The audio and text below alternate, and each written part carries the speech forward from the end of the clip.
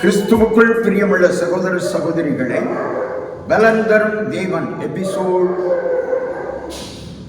1277 கர்த்தரை துதிக்கிறேன், மகிமைப்படுத்துகிறேன். இந்த நாளிலும் சங்கீதம் 145 4வது வசனம், தலைமுறை தலைமுறையாக உம்முடைய கிரியைகளின் புகழ்ச்சியை சொல்லி உம்முடைய வல்லமையுள்ள செய்கைகளை அறிவிப்பார்கள்.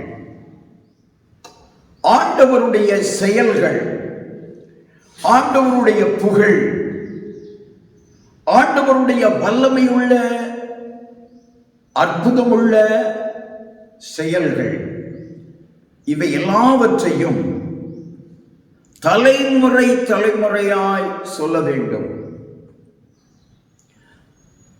உங்களுடைய பிள்ளைகள் கர்த்தருக்குள்ளே வளர வேண்டுமானால் முதலாவது பெற்றோர் கர்த்தருக்குள் இருக்க வேண்டும்.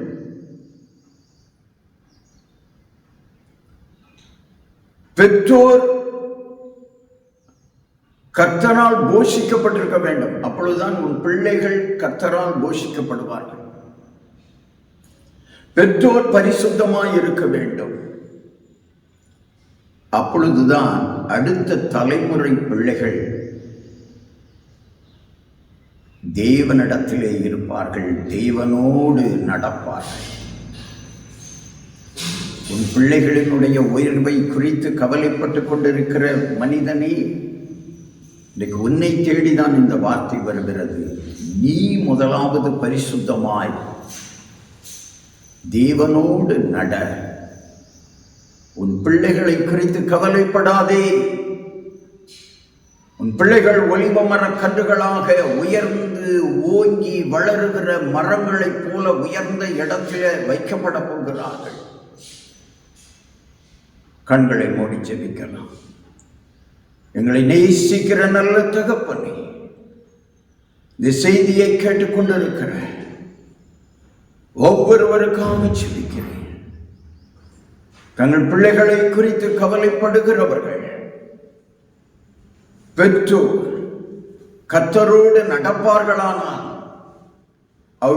அவர்களுடைய பிள்ளைகளும் கர்த்தரோடு நடந்து தலைமுறை தலைமுறையாய் கர்த்தரை புகழுவார்கள். பெற்றோர்கள் கர்த்தரை துதிப்பார்களானால் பிள்ளைகளும் துதிப்பார்கள்.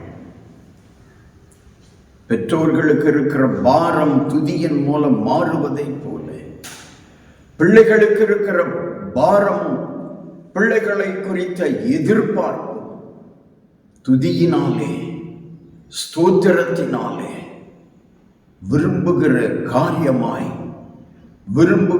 காரியம் நிறைவேறுகிறதாய் உங்கள் வாழ்க்கையில நடக்கும். நீங்கள் நம்புங்கள்.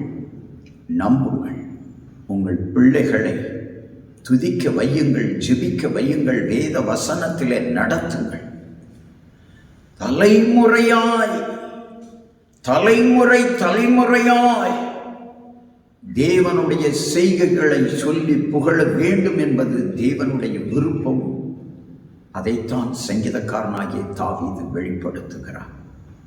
உங்கள் பிள்ளைகள் உயர்வுக்கு, உங்கள் பிள்ளைகளினுடைய எதிர்காலத்திற்கு, எதிர்கால சந்ததிக்கு விசுவாசம் உள்ளவர்களாய், நம்பிக்கை உள்ளவர்களாய், கர்த்தர் பேரில் பற்றுதல் உள்ளவர்களாய் நீங்கள் இருங்கள். தலைமுறை தலைமுறையாக உங்கள் பிள்ளைகள் கர்த்தருடைய நாமத்தை சொல்லி வருவார்கள். இயேசு கிறிஸ்துவின் நாமத்தில் ஜெபிக்கிறேன் பிதாவே, ஆமென்.